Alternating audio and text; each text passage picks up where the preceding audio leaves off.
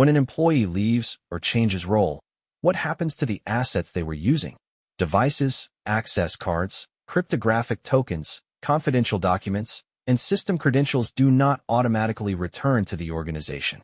Control A.5.11 of ISO 27001, 2022 addresses exactly this risk.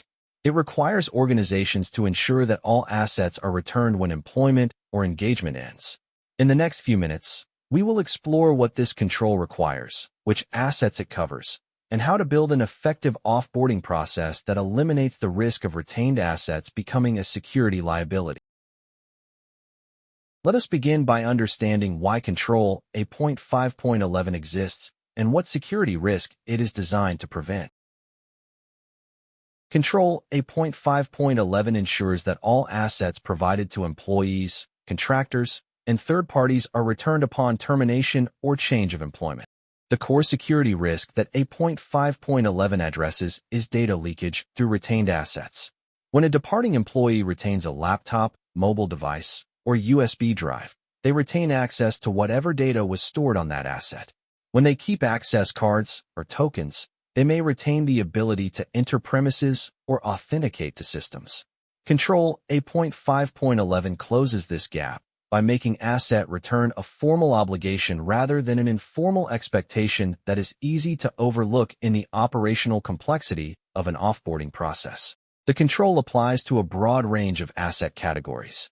Physical assets include laptops, mobile phones, tablets, desktop computers, storage media, access cards, physical keys, and any specialist equipment. Logical assets include system credentials, VPN certificates, software licenses assigned to individuals, and API keys. Documentary assets include printed confidential information, technical drawings, and physical copies of sensitive business data. Every asset category must be explicitly identified in the organization's asset register and offboarding process. A formal, verifiable return process is the operational heart of A.5.11. This means maintaining a current record of which assets are assigned to each individual, requiring physical acknowledgement of return for each item, obtaining assigned confirmation from the departing individual, and involving both the people function and the IT security team in the process. Verification must be documented so that the organization can demonstrate to auditors that asset return was completed and confirmed for every departure. Some assets cannot be physically returned. A departing employee may have memorized a password. A contractor may have stored data locally that was never transferred back. In these situations, the control requires compensating measures: remote device wipe for mobile devices and laptops, immediate deactivation of all system accounts and access credentials, revocation of digital certificates, and in the case of sensitive knowledge, ensuring appropriate non-disclosure obligations are in place. The offboarding checklist must explicitly address these non-physical asset categories. For essential concepts that define how Control A.5.11 operates in practice, the asset register is the foundation of an effective A.5.11 implementation.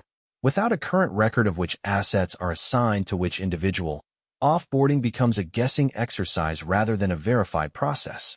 The register must be kept up to date throughout the employment relationship, not reconstructed at departure. When maintained properly, it enables the offboarding team to produce a definitive list of items to be returned and verify that every item on that list has been accounted for. Remote wipe capability has become essential in an era of mobile working and bring-your-own-device arrangements. When a device cannot be physically recovered, because the individual is in a different country, is uncooperative, or because the device has been lost, the organization must have the technical capability to erase corporate data remotely. Mobile device management platforms provide this capability, but it must be configured and tested before it is needed rather than sought out in the urgency of a difficult departure. Account deactivation must be immediate upon departure and must be comprehensive. It is not sufficient to deactivate the primary user account if shared accounts, service accounts, cloud platform access, and third-party system credentials remain active. A complete account inventory for each individual should be maintained and used to drive the deactivation checklist. The timing of deactivation must also be managed carefully, Premature deactivation during a notice period can disrupt operations, but delayed deactivation after the final working day creates unnecessary exposure. The offboarding checklist is the operational control that makes A.5.11 work at scale. It must be comprehensive enough to cover every asset category, simple enough to be completed consistently across every departure, and generate evidence that the process was completed. Best practice is to integrate the checklist into the HR system so that departures trigger the process automatically, assign clear ownership for each checklist item, and require sign-off from the departing individual, their manager, and the IT security team before the departure is marked as complete. Now let us look at how organizations implement Control A.5.11 effectively as part of their people security and offboarding processes.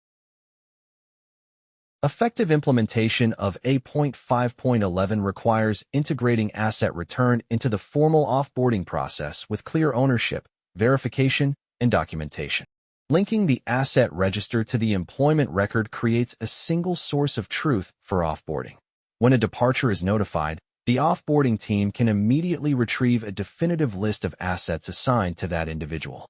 This list should include purchase dates, asset serial numbers, and confirmation of the last audit check, providing the evidence trail needed to demonstrate that the return requirement was applied comprehensively and not selectively. The offboarding process should be triggered automatically at the point of notice, not on the final working day. Starting early gives time to locate assets that may have been taken home, ensure data is properly transferred before device return, and manage the deactivation of access in a planned way. For role changes rather than departures, the checklist should address assets that are no longer appropriate for the new role and access rights that need to be adjusted to reflect changed responsibilities. Physical return verification must generate documentary evidence. This means a receipt or acknowledgement signed by both the returning individual and the receiving officer, with asset serial numbers recorded and matched against the register. Simply saying an asset was returned is insufficient for audit purposes. Organizations should also consider conducting a physical inspection of returned devices before removing them from the individual's record to verify that accessories, power adapters, and any other components are included. Remote wipe and account deactivation should be executed on the final working day or immediately after. The sequence matters. Accounts should remain active until the individual's work is handed over and any data they need to transfer has been moved to shared systems. But the window between final day and deactivation should be zero. Mobile device management, identity and access management platforms, and cloud access security brokers should all be used to ensure that deactivation is simultaneous across all systems rather than sequential and incomplete. Let us consolidate the essential points from our examination of Control A.5.11. To explore all 93 ISO 27001, 2022 Annex A controls in depth, including implementation guidance, audit evidence requirements, and real-world examples, enroll in our complete Udemy course. The link is in the description. Thank you for watching. If you found this helpful, please like and subscribe. See you in the next video.